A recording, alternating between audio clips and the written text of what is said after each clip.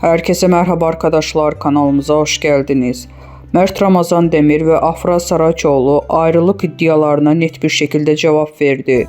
Afra Saraçoğlu, Paris Moda Haftası dönüşü Mert Ramazan Demir ile yaşadığı ayrılık iddialarına son noktayı koyarak açıklamalarda bulundu. Ünlü oyuncu Afra Saraçoğlu, Paris Moda Haftası'ndan döndükten sonra İstanbul Havalimanı'nda gazetecilerin açıklamalarında bulundu. Son dönemde adı Mert Ramazan Demir ile yaşadığı ilişki hakkında çıkan ayrılık dedikoduları ile gündeme gelen Saraçoğlu bu iddialara açıklık getirdi.